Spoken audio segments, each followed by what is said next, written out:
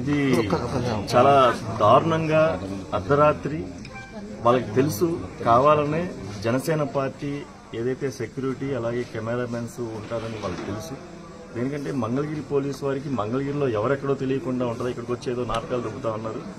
ఇది కావాలని మమ్మల్ని అంటే రాష్ట్రంలో అంటే వీళ్ళు ఆల్రెడీ వీళ్ళకి వైసీపీ ప్రభుత్వానికి ఓటమి అర్థమైపోయి ఏదో దొంగదారుల్లో దొంగల్లాగా వీళ్ళు ప్రభుత్వం వైసీపీ నాయకులు పోలీసులను అడ్డు పెట్టుకుని ఈ రోజున ఒక చిన్న అబ్బాయిని బెదిరించి మెడపట్టుకుని దుష్భర్షలాగా తీసుకెళ్తాం నిజంగా చాలా దారుణం. దేనికంటే మేము దీన్ని జనసేన పార్టీ తీవ్రంగా ఖండిస్తా ఉంది. అసలు ఎక్కడ మీకు అసలు ఏమన్నా కనబడతా ఉందా? ఇక్కడ అసలు ఎంత దారుణంగా మీరు చేస్తా ఉన్నారు. ఇది మేము కంపల్సరీ దీన్ని చాలా పెద్ద ఎత్తున నిరసన తెలియజేస్తా ఉన్నాం. దేనికంటే ఇది ఇంతటితో ఊరుకోము మేము.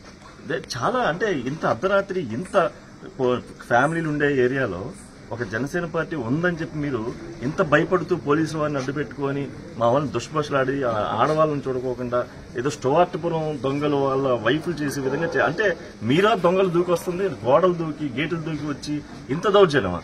ఇది మేమైతే జనసేన పార్టీ తరఫున తీవ్రంగా ఖండిస్తా ఉన్నాం.